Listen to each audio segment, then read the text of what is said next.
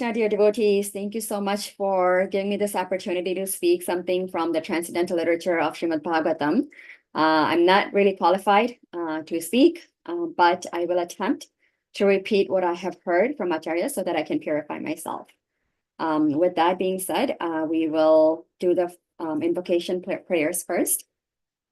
So, Om Ajnanatimidandhasya Jnananjana Shalakaya Chakshurun Militam Yena Tasmai Shri Gurave Namaha Shri Chaitanya Manobhishtam Sthapitam Yena Bhutale Swayam Rupa Kada Mahyam Dadati Swapadantikam Vandeham Shri Guru Shri Yuta Padakamalam Shri Gurun Vaishnavamscha Shri Rupam Sagrajatam Sahagana Raghunathanvitam Tam Sajivam Sadvaitam Savadutam Parijana Saitam Krishna Chaitanya Devam Shri Radha Krishna Padam Sahagana Lalita Shri Shakhanvitamscha He Krishna Karuna Sindhu Dinabandhu Jagatpate Gopesha Gopika Kanta Radha Kanta Namostute Tapta Kanchana Gaurangi Radhe Vrindavaneshwari Vrishabhanu Sute Devi Pranamami Hari Priye Vanchakalpatarubhyascha kripa sindhubhya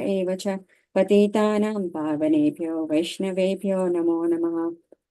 Jai Shri Krishna Chaitanya Prabhu Nityananda Shri Advaita Gadadhara Shivasadi Gaura Bhakta Vrinda Hare Krishna Krishna Krishna Hare Hare Hare Rama Rama Rama Hare Hare. Om Namo Bhagavate Vasudevaya. Om Namo Bhagavate Vasudevaya. Om Namo Bhagavate Vasudevaya. Hare Krishna. So we're reading today from Canto 3, Chapter 18, Text 4. And the shloka is as follows. Tvam na saptanir abhavaya kimbrito Vyomaya yahanti asuran parokshajit Tvam yogamaya balam alpa paurusham Samsthapya mudha pramrije suhritchucha. So synonyms. Tvam, you. Naha, us. Saptane, by our enemies. Abhavaya, for killing. Kim, is it that? Prita, maintained. Yah, he who. Mayaya, by deception. Hanti, kills. Asuran, the demons. Parokshajit, who conquered by remaining invisible. Tvam, you. Yoga Maya Balam, whose strength is bewildering power.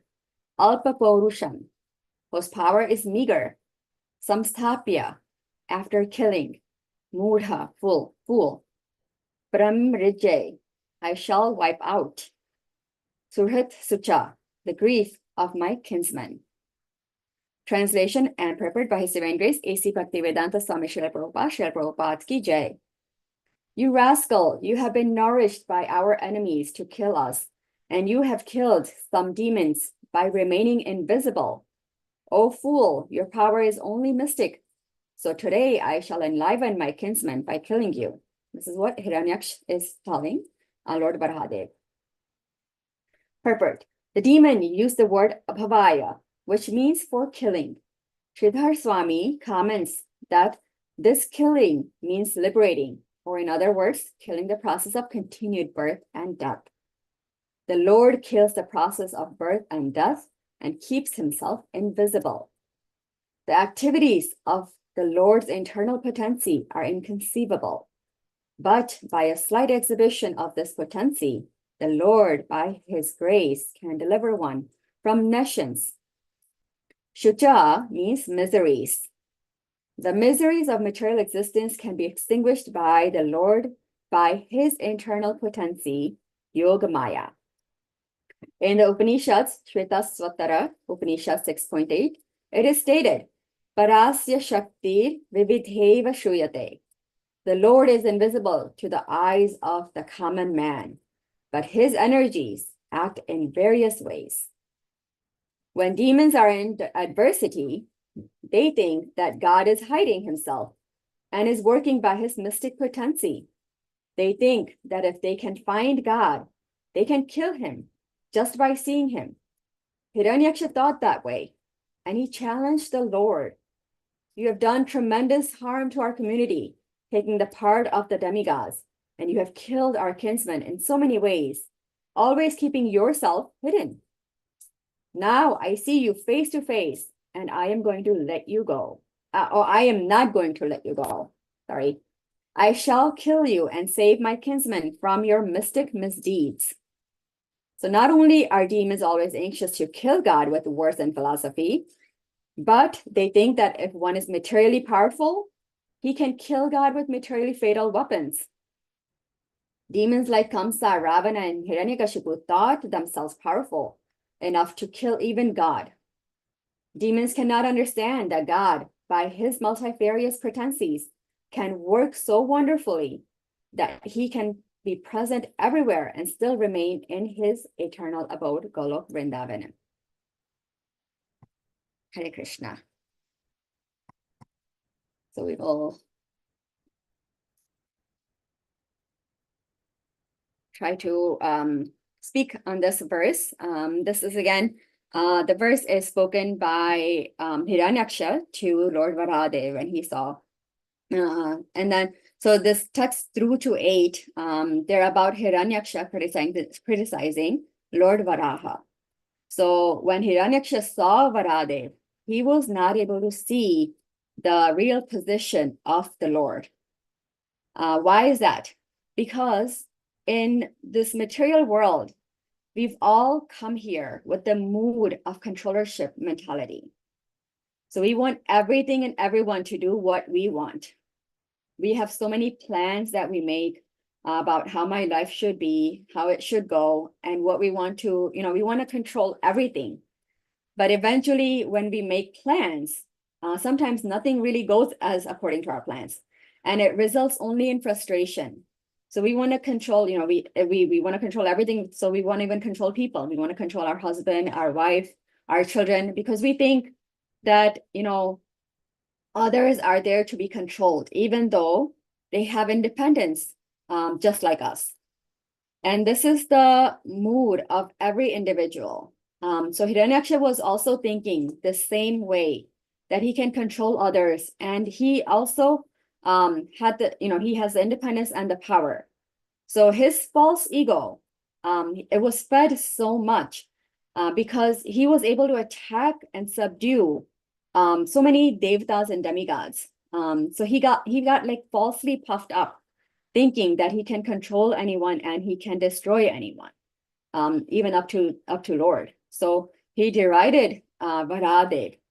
So when he derided Varahadev, I was thinking of this verse of the Bhagavad Gita, Shloka 9.11, where Krishna says that avajananti mamudha manushim tanumashritam param bhavam ajananto mama bhuta maheshwaram. So Krishna's existence is param, or transcendental.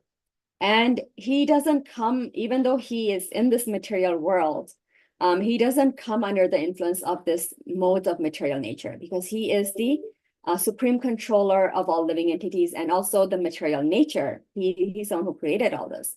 But foolish people, they deride Krishna, not understanding this transcendental matter. So I just wanted to also note that in this text, Hiranyaksha is saying that Lord is having some mystical power. So he is really saying that, Lord has this meager power, meager power because of the mystical. He doesn't have this, he doesn't have his own strength or bala. So, he's indicating, Hiranyaksha is indicating that the Lord is very meager in his strength, but because of his mystic power, he remains invisible or hidden. So that's how he's killing, all these demons. So Hiranyaksha is saying that to the Lord, that you don't come in front and fight or kill them. He stays invisible. And Srila Prabhupada has nicely explained Sridhar Swami's commentary of Abhavaya, which means for killing. So Prabhupada explains that this killing means the killing of the repeated birth and death of the living entity. Because when Lord is killing anyone, right? Even when we see the demons, or even in general, he kills the repeated birth and death cycle. Even so, how does he kill? By remaining invisible. So Sridhar Swami explains that Lord's inconceivable potencies are working everywhere in this material world. So even if someone is not able to see the Supreme Lord physically, his energies are working everywhere. So the devotee can see the hand of the Lord in all of the situations. Lord has made this wonderful arrangement in this material world for maintenance of every living entity.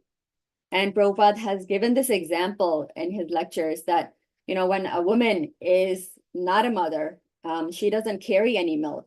But the moment that child is born, immediately Lord supplies this maintenance of the child by providing the milk to the mother. So this is like the invisible hand of the Lord, where we can clearly see how the Lord maintains everything and the power of the Lord. So there are many examples like this, right? We see this one where planets, we've heard this, that where planets are staying in orbit there, and how the nature works, all these different examples. So there's so much intelligence there in the Lord's potencies, and everything is perfect. And there's so much knowledge and intelligence and power which are invested in these energies of the Lord. So we don't even think of all these things, like, how does the sun rise every morning without any fail, right? He never gets sick or anything. Or how the planets are not clashing and colliding into each other, but they're all just naturally staying, in this orbit.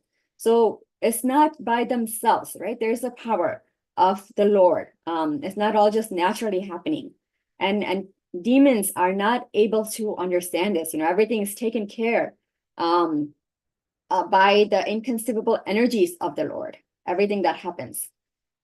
So the Lord, he kills this repeated birth and death by his mercy, even for a devotee, when one surrenders to him. So how does that happen? It's because how, everything in this material world is acting on the order of the Lord, even if we can't perceive it directly, right? So for non-devotee, the Mahamaya is always working to cover the existence of the Lord. And this Mahamaya, the same Mahamaya, even works to test the sincerity of a devotee. So yes, it is there for a non-devotee, but it is also there and testing the devotee, the sincerity of the devotee. So when a devotee realizes the miseries of this world, and then they try to surrender to the Lord, then at that point, this Mahamaya will test the sincerity. So how does she test our sincerity? Is by pulling us towards the material world. She wants us to be in the material world. So in the beginnings, and many times throughout our journey, sadhaka's journey, this may happen where the Maya pulls the devotee just to test the sincerity of the devotee. And then, and when we sincerely keep on trying and we want to go towards the Lord, then the same energy, the Mahamaya, energy of the Lord, it loses its grip on us by the order of the Lord. So then Lord says, okay, yes, now this devotee is my pure devotee, and you don't have to bother this devotee. And then again, there might be other tests coming in future, but that's what happens basically. And then after that, the other energy called Yogamaya comes into effect. So, even from this little mercy of the Lord, from his internal potency, the devotee can be released for, in this, from this cycle of birth and death. And the next point that I wanted to make is that Lord, here next says, Lord says invisible. So Lord is invisible to a common man. And this is the difference between demons and devotees, because we see that Duryodhana, Kamsa, and many other demons, like even this, Hiranyaksha, the Lord is in front of him, but, they're not able to recognize the Lord due to their false ego and their overwhelming, they're totally covered by this Mahamaya. because of this false ego that they have in the power, that they cannot understand Lord even when he's in front. But on the other hand, devotees, they understand that everything is only possible in the life because of the mercy of the Lord. So even the devotional service that a devotee performs, it is by the mercy of the Lord. So they understand this. And then even the association, right? We say that the devotional service or no one comes into bhakti without the actual, prayers of a devotee. Only, bhakta can give bhakti, right? So even that association we get is by the mercy of the Supreme Lord. So we know that even just, based on our past karmic deeds, at least I can tell you by myself that, I'm not qualified to perform any bhakti. But by somehow or other, the mercy of a devotee and prayers of devotees, because of that, I'm able to chant in mercy of the Guru Maharaj. I'm able to chant the holy names of the Lord now. It's because of the causeless mercy of the Lord overall. So without all that, it's definitely not possible for us to practice this bhakti. So Prabhupada is saying that when demons are in prosperity, they'll always think that it is because of their hard work. So they don't see this, they think that because, I am who I am today because of my own strength and my own intelligence. They don't think that the intelligence is given by Krishna himself. But when they're in adversity, so when something is going bad in their lives, then somehow they start to blame God. So then somehow the God starts existing, right?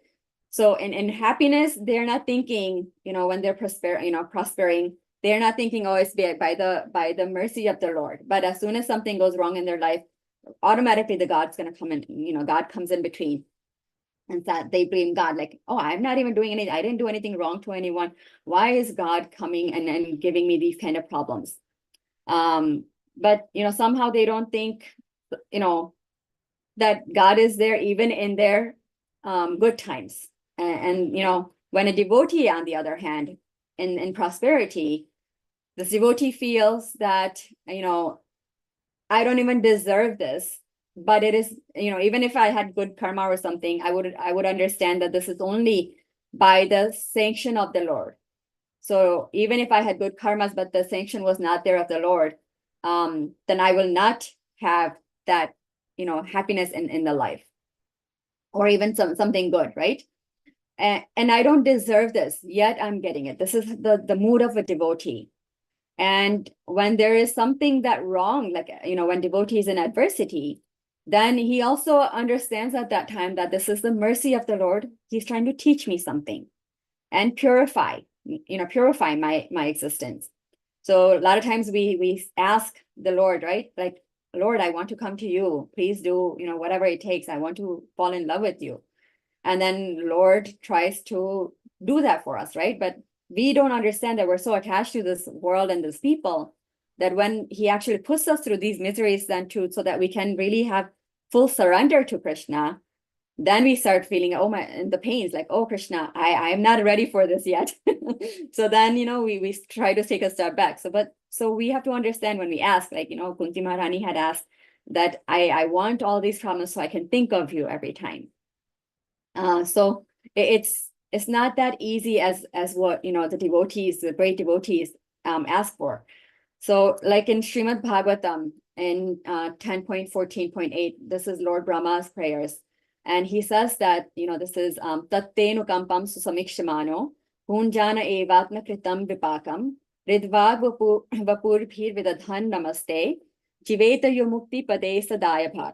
So it translates into that, one who earnestly waits for you to bestow your causeless mercy upon him, all the while patiently suffering the reactions of his past misdeeds and offerings, your respectful obeisances with his heart, words, and body. So he's giving this everything he's offering to the Lord is surely eligible for liberation, for it has become his rightful claim. Note, this is saying that it is the rightful claim of the devotee to go back to the Lord when he fully surrenders to the Lord.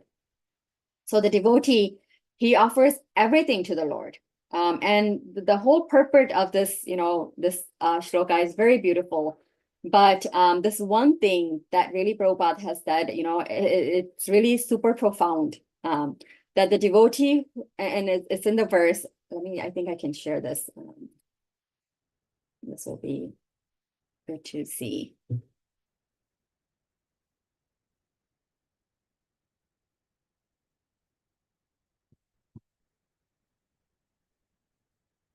Okay, can you see my screen? Not yet.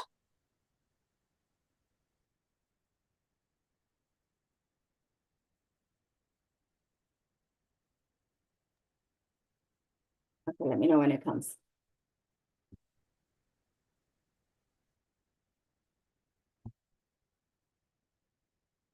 That should probably come now. No, we can. Now, okay. So in here, this is the verse 10.14.8. And so it's I'm gonna just try to find that place here.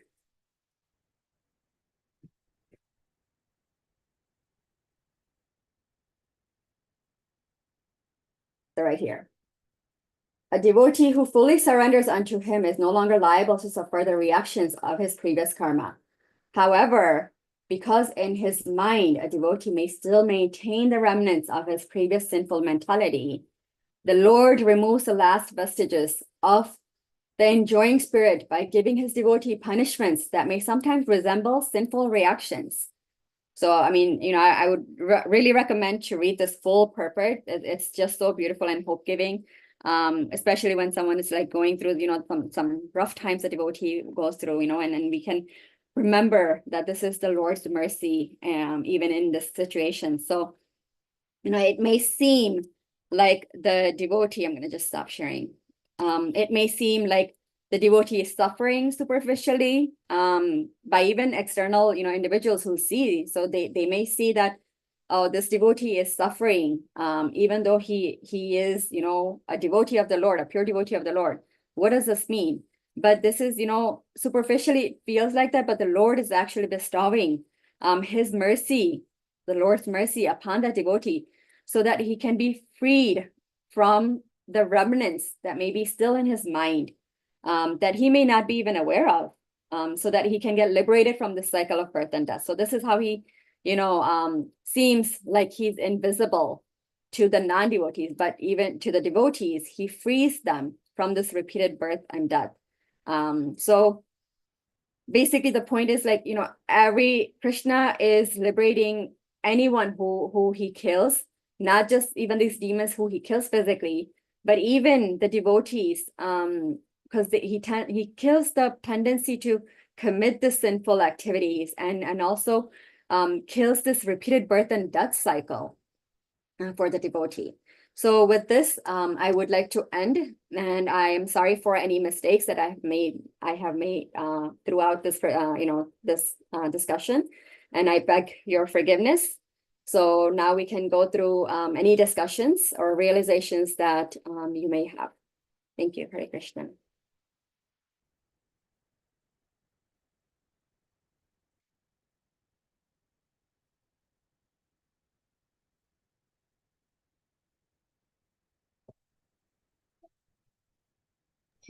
Hare Krishna.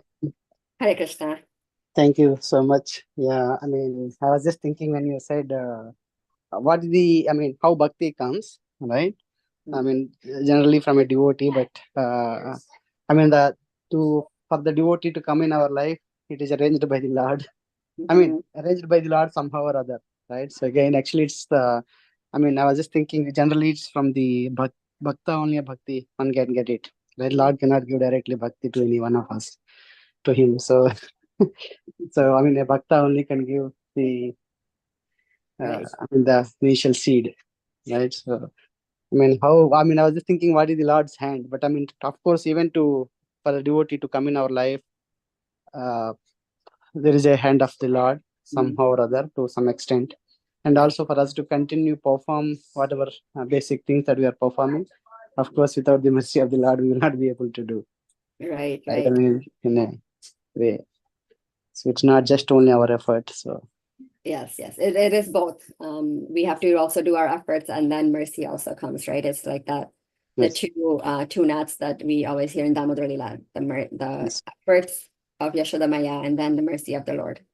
So that's something continuously we have to always try. That's important. Thank you for sharing that, Prabhuji. thank you. Hare Krishna.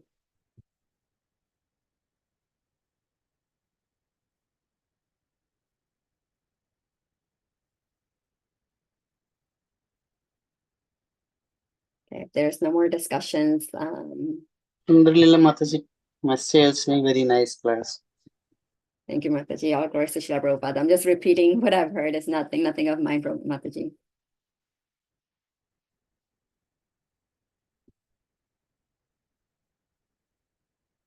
Okay, then I think we can end the class here, Prabhuji.